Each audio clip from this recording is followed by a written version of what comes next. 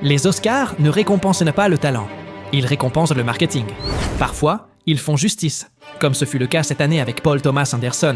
Mais d'autres fois, ils sont les protagonistes de véritables scandales qui rappellent le niveau réel de l'Académie.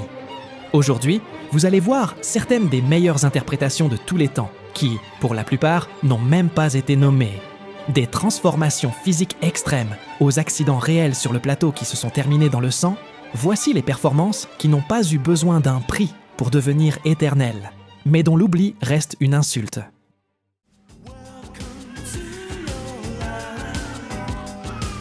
And the Oscar goes to Michael B. Jordan.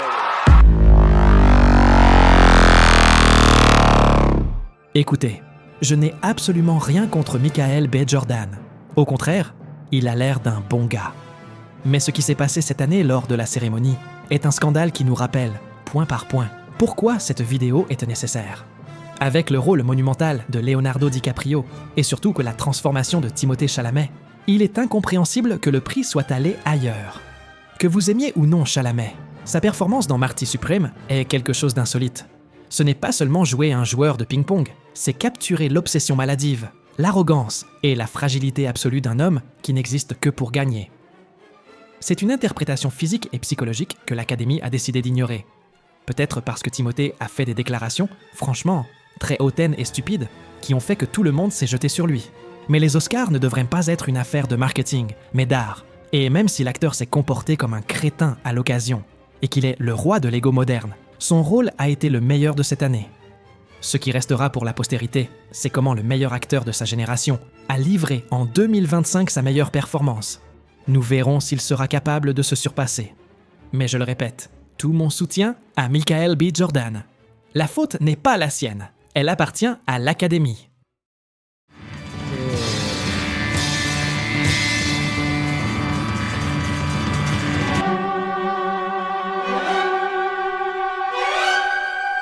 Imaginez être le protagoniste du nouveau film de Coppola, jouer le rôle de votre vie, porter un chef-d'œuvre à vous seul pendant 3 heures et ne même pas être nommé aux Oscars.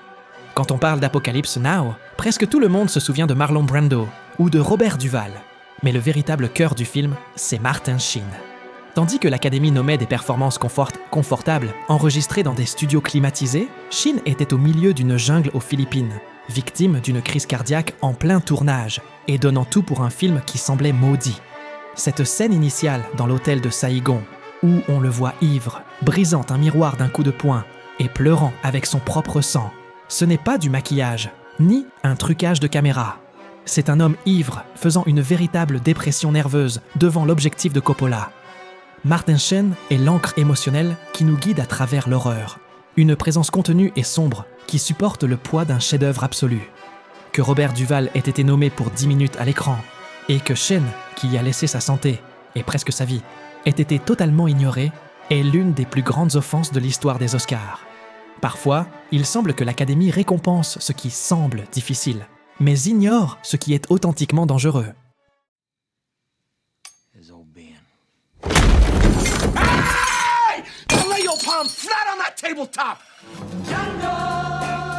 Il y a des performances qui se distinguent au sein d'un grand film. Et puis, il y a ce que fait Leonardo DiCaprio dans Django. Car, bien que le film de Tarantino regorge de personnages mémorables, chaque fois que Calvin Candy apparaît, le film change de température. Candy est l'un des méchants les plus répugnants du cinéma moderne. Un homme éduqué, élégant, voire charismatique, mais construit sur une cruauté absolue. Et DiCaprio l'interprète avec un mélange inquiétant de sophistication, d'infantilisme et de sadisme, qui le rend imprévisible et profondément perturbant. Vous ne savez jamais quand il est sur le point de perdre le contrôle. Mais la raison pour laquelle c'est l'un des vols les plus flagrants de l'histoire des Oscars est la fameuse scène du dîner. Alors que DiCaprio décharge sa haine sur la table, il frappe accidentellement un verre en cristal et se déchire la paume de la main. Ce que vous voyez à l'écran n'est pas de la peinture rouge, ni un effet spécial. C'est le sang réel de DiCaprio, teintant la nappe et le visage de Kerry Washington. À ce moment-là, n'importe quel autre acteur aurait crié « Coupez !» Mais Léo ne l'a pas fait. Il est resté dans le personnage, a utilisé la douleur réelle pour décupler sa rage et a continué la scène la main ouverte, saignant sur les autres acteurs, dans un silence qui glaçait le sang de toute l'équipe de Tarantino. Ce fut un moment de possession artistique absolue. L'Académie, dans son infinie condescendance, a nommé et récompensé Christoph Waltz et a oublié que DiCaprio avait donné sa propre chair pour le film. Ils ont décidé d'ignorer que l'art, parfois, exige un prix qui ne peut être payé avec des statuettes, mais avec des cicatrices. Thank you for this friendly world. Thank you. And goodbye. Pendant des années, Jim Carrey a été catalogué comme un acteur purement comique. Mais dans Man on the Moon, Jim Carrey s'est livré jusqu'à en perdre la raison pour jouer le rôle le plus perturbant de toute son histoire. Pour interpréter l'inclassable Andy Kaufman, Carrey ne s'est pas contenté d'étudier ses gestes. Il a cessé d'exister. Pendant tout le tournage, Jim Carrey a disparu et a été possédé par l'esprit de Kaufman et son alter ego, l'insupportable Tony Clifton. Il ne sortait pas du personnage, même quand les caméras étaient éteintes. Il harcelait le réalisateur, sabotait les décors et a poussé l'équipe technique au bord de la dépression nerveuse. Ce que nous voyons à l'écran n'est pas une imitation, c'est une transmigration d'âme. Carrey s'est livré à un niveau de schizophrénie artistique rarement vu dans l'histoire du cinéma, effaçant la ligne entre le génie et la folie. Il a remporté le Golden Globe, a convaincu la critique et nous a offert l'interprétation la plus complexe et la plus troublante de sa carrière. Mais qu'a fait l'Académie ? Ils ne l'ont même pas nommé. Et ce n'est pas l'exception. Jim Carrey n'a jamais été nommé pour un seul Oscar. Un acteur qui n'a pas seulement dominé la comédie, mais qui a prouvé une étendue de jeu supérieure à celle de 99% des acteurs dramatiques. J'ai une vidéo sur ma chaîne où je parle des conséquences psychologiques pour l'acteur après ce rôle. Je vous recommande d'y jeter un œil. Vous y découvrirez sa maîtrise et son dévouement, ainsi que l'infinie myopie de l'Académie. Nothing is normal or natural or everything is a game. Dans Phantom Thread, toute l'attention semblait destinée à Daniel Day-Lewis. C'était son dernier film, ses adieux. Et pourtant, il y a quelqu'un qui lui tient tête, le défie, et, à bien des moments, le surpasse sans faire de bruit. Vicky Krieps. Le récit des Oscars était écrit.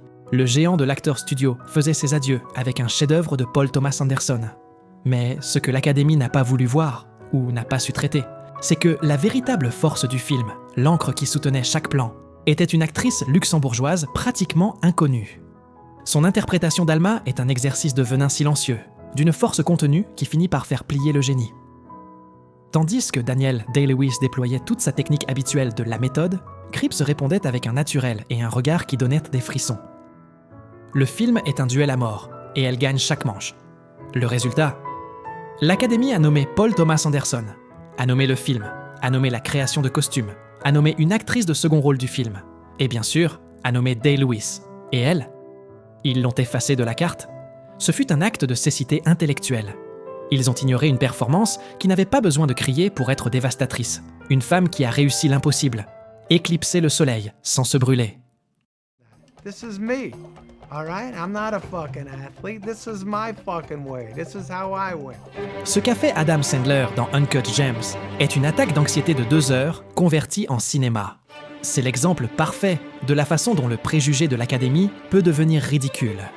Pendant des décennies, Sandler a été le gars des comédies débiles, l'acteur que Hollywood regardait de haut pendant qu'il remplissait les caisses des studios. Mais en 2019, sous la direction des frères Safdie, Sandler n'a pas seulement prouvé qu'il savait jouer, il a prouvé qu'il pouvait dévorer l'écran, avec une énergie maniaque que peu d'acteurs dans l'histoire ont réussi à maintenir. Howard Ratner n'est pas un personnage sympathique, c'est un accro à l'adrénaline, un type qui marche au bord du précipice et qui vous entraîne avec lui. Sandler nous a offert une interprétation physique, suante et désespérée.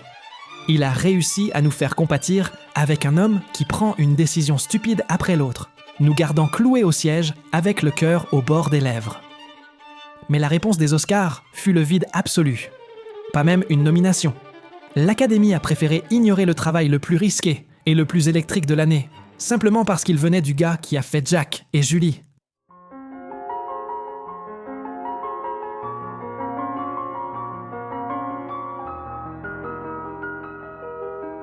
C'est difficile à admettre, mais il faut le dire. L'Académie a un problème pathologique avec Jim Carrey. S'ils ont eu peur de lui avec Andy Kaufman, ils l'ont envié avec Eternal Sunshine of the Spotless Mind. En 2004, Carey s'est mise à nu émotionnellement pour interpréter Joel Barish, un homme brisé, gris et désespérément seul, qui décide d'effacer de sa mémoire la femme qu'il aime. Oubliez les grimaces, oubliez la comédie physique. Ce que nous voyons ici, c'est un homme effrayé, naviguant dans les décombres de ses propres souvenirs. Carey nous a offert une interprétation d'une retenue et d'une tendresse qui vous brise le cœur à chaque plan. C'est le portrait définitif de la vulnérabilité masculine au XXIe siècle. Et tandis que sa partenaire, l'immense Kate Winslet, recevait sa nomination méritée, l'Académie a décidé, une fois de plus, de laisser Jim Carrey à la porte de la cérémonie. Ce fut le vol le plus cruel de la décennie. Ils ont récompensé des scénarios originaux et des concepts brillants, mais ont ignoré l'homme qui a donné un visage à cette douleur. Ils ont puni Carrey pour avoir été trop célèbre ou trop drôle par le passé, prouvant qu'à Hollywood, le pardon n'existe pas pour ceux qui viennent de la comédie. Ils ont laissé de côté l'une des interprétations les plus honnêtes, tristes et parfaites de l'histoire du cinéma romantique par pur préjugé stupide. C'est l'exemple que les Oscars préfèrent un drame d'époque guindé plutôt qu'une vérité émotionnelle qui vous consume de l'intérieur. I used to talk to you all the time, even though I was alone. I walked around for months talking to you.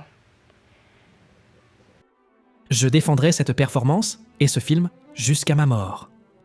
Nastassja Kinski, dans Paris, Texas, livre peut-être l'interprétation la plus authentique, pure, vulnérable et transcendantale de l'histoire du cinéma. Palme d'or à Cannes est considéré comme le meilleur film des années 80, les Oscars ont décidé de ne lui accorder aucune nomination.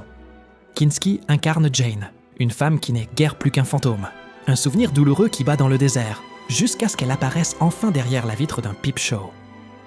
Cette scène finale, ce monologue au téléphone, où l'on ne voit que son regard et son pull rose, est l'un des sommets du jeu d'acteur moderne. Kinski n'a pas besoin de grands effets. Le mouvement de ses yeux lui suffit pour transmettre toute une vie de douleur, celle d'avoir connu l'amour de sa vie et de ne pas pouvoir vivre avec lui.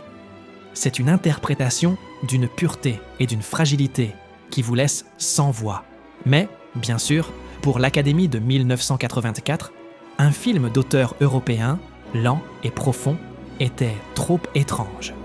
Ils ont préféré récompenser des biographies pompeuses et des drames d'époque sans risque, plutôt que de reconnaître qu'une actrice allemande venait de capturer l'âme blessée de l'Amérique mieux que quiconque.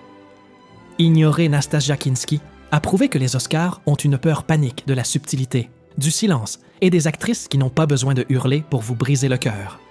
Si cette performance n'est pas à la première place, c'est parce que les Oscars ont certainement tendance à ignorer complètement les interprétations étrangères du cinéma d'auteur. Par conséquent, cela surprend moins. Mais si l'on juge la qualité du jeu, cette performance mérite la médaille d'or. Yeah!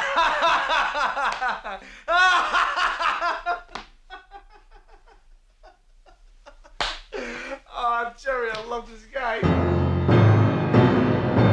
En 2019, le monde entier s'est levé pour applaudir le Joker de Joaquin Phoenix, mais presque personne ne se souvient que ce film est, au fond, un remake du chef-d'œuvre que Robert De Niro et Scorsese ont mis au monde des décennies plus tôt, et que l'Académie a méprisé de façon misérable.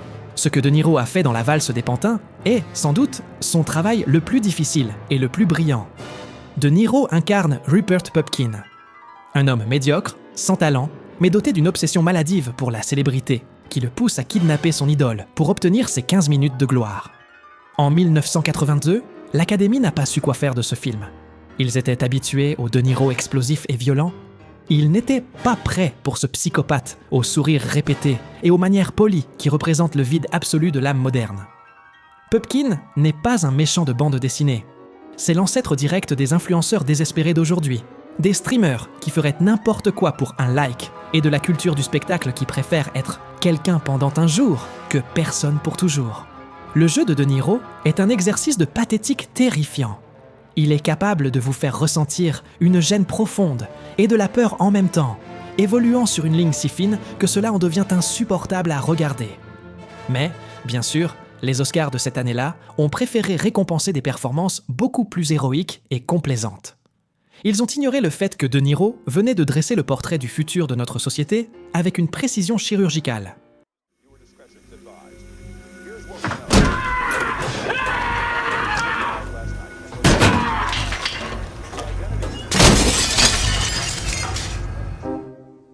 Nous arrivons au numéro 1. Et cela fait mal, car c'est le reflet exact de la pourriture que je dénonçais au début. En 2014, Jake Gyllenhaal a livré l'interprétation la plus terrifiante, lucide et prophétique du 21e siècle dans Night Call. Pour donner vie à Lou Bloom, Gyllenhaal n'a pas seulement perdu 10 kilos, jusqu'à avoir un visage cadavérique et des yeux d'insecte qui ne scient pas. Il s'est vidé de l'intérieur pour devenir un sociopathe taillé sur mesure pour notre ère numérique. Lou Bloom est l'algorithme personnifié. Un type sans scrupules, qui découvre que le sang, le chaos et la tragédie d'autrui sont les meilleurs produits d'exportation. Gyllenhaal nous a offert un prédateur nocturne qui manipule les scènes de crime pour que le cadrage soit plus spectaculaire. Un homme qui a remplacé l'empathie par l'audimat. C'est une interprétation à la fois magnétique et répulsive qui vous laisse une sensation de saleté sur la peau. Parce que vous savez, au fond, que Lou Bloom, c'est le public chaque fois qu'il nourrit le voyeurisme sur les réseaux sociaux. Et pourtant, il n'a même pas été nommé. L'oubli de Night Call est à la première place parce qu'il prouve que les Oscars n'ont pas le courage de récompenser le génie quand celui-ci est trop dérangeant. Gyllenhaal n'avait pas besoin d'une statuette pour entrer dans l'histoire, mais son absence est la preuve finale que les prix ne sont qu'un décor de carton-pâte.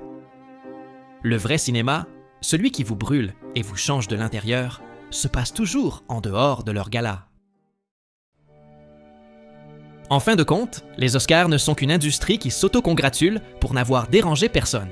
Mais le vrai cinéma, celui qui vous glace le sang comme Gyllenhaal ou vous brise l'âme comme Kinski, n'a pas besoin de la validation de messieurs dans des bureaux climatisés.